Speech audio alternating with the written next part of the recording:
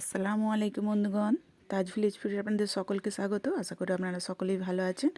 আজ আমি আর একটা নতুন ভিডিও নিয়ে হাজির হয়েছি। হ্যাঁ বন্ধুরা, আজ আমি বানিয়ে ফেলছি পাবদা মাছ রান্না। তো আপনাদের দাদা বাজার থেকে কত বড় বড় সাইজে দেখুন পাবদা মাছ নিয়ে এসছে। আইটেম ভালোভাবে বেছে দিয়ে পরিষ্কার করে নিয়েছি। আর এর মধ্যে দিয়ে দিলাম পরিমাণ মতো নুন আর হলুদ। ভালোভাবে এর মধ্যে মশলাগুলো মাছের সঙ্গে মাখিয়ে নেব। আমি ভালোভাবে মাছের সঙ্গে মশলাগুলো মাখিয়ে নিচ্ছি। আর উনানে একটা কড়া বসিয়ে দিয়েছি। আর কড়াটি আমার গরম হয়ে গেছে। আমি এর মধ্যে তেলও দিয়ে দিয়েছি। তেলটাও আমার গরম হয়ে গেছে। আমি এবার একে একে মাছগুলো দিয়ে দেবো। আর এই পাবদা মাছ ভাজবার সময় খুবই তেল ছিটকে পড়ে বা ফোটে, সেজন্য এর উপর থেকে একটু নুন ছড়িয়ে দিলেই আর এই সমস্যাটায় পড়তে হবে না। একবার এইভাবে ট্রাই করে দেখবেন পাবদা মাছ ভাজবার সময়।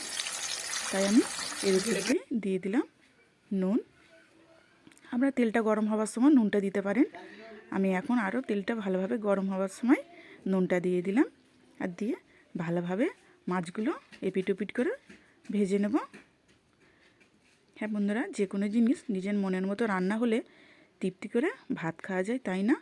মাছ বলুন, সবজি বলুন, যে কোনো জিনিসই নিজের মনের মতো রান্না হলে আর কিছুই প্রয়োজন হয় না। আর বিশেষ করে নিজের থেকেই ছেলেমেয়েরা যেটা বেশি পছন্দ করে ভালোবাসে, সেটা রাঁধতেও ভালো লাগে। আর ওরা খেলে নিজেকেও দেখে শান্তি বা তৃপ্তি পাওয়া যায় যে ছেলেগুলো মেয়েগুলো খাচ্ছে, যে রান্নাটা করেছি খুবই ভালো লাগে, তাই তো? তো আমার মাছগুলো এদিকে ভালোভাবে ভাজা হয়ে গেল। এপিট ওপিট করে আমি সবগুলো ভালোভাবে ভেজে নিলাম।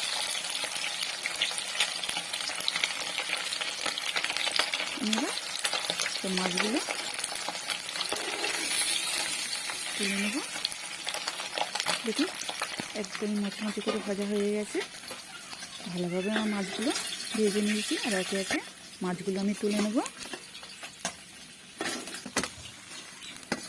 সব মাছগুলি তোলা হয়ে গেল। আর যে কটা বাকি ছিল আমি ঠিক একইভাবে ভেজে নেব। আমার সব মাছগুলি ভাজা হয়ে গেছে। আমি উনুনে আবারও একটা কড়া বসিয়ে দিয়েছি। আর এতে দিয়ে দিচ্ছি পরিমাণ মতো তেল।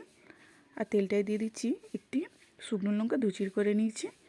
আর এর মধ্যে ফোড়নের জন্য দিয়ে দিলাম কালো জিরে। আর এই কালো জিরে দিয়ে পাবদা মাছের দুর্দান্ত হয়।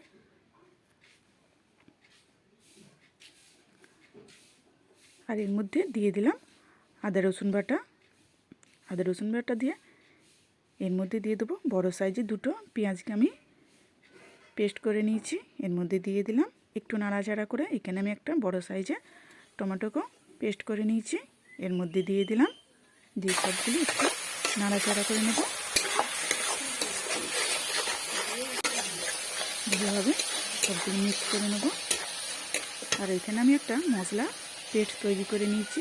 লঙ্কা গুঁড়ো, হলুদ গুঁড়ো, ধনে গুঁড়ো আর জিরে গুঁড়ো। সেই পেস্টটা এর মধ্যে দিয়ে দিলাম। অল্প একটু পানি দিয়ে মিক্স করে রেখেছিলাম। এটি দিয়ে ভালোভাবে মশলাগুলো কষে নেব। দিয়ে সবগুলো ভালোভাবে আমি কষে নেব।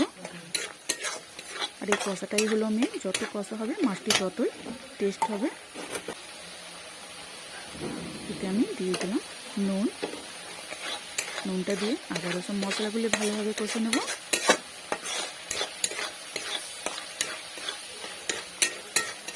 এটি আমি ভালোভাবে কষে নিচ্ছি।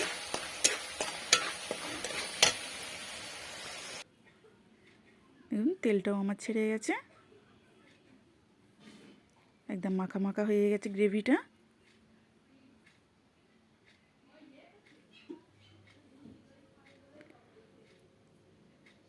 আমি সবগুলো ভালোভাবে কষে নিচ্ছি।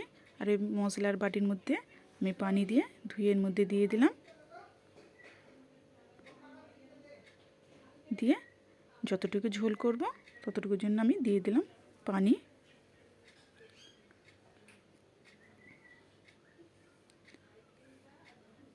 আর একটু পানি দিয়ে দিলাম।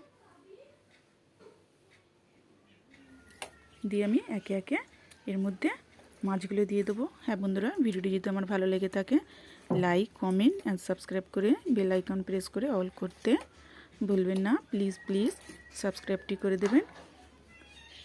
আমি একে একে সব মাছগুলো এর মধ্যে দিয়ে দিলাম।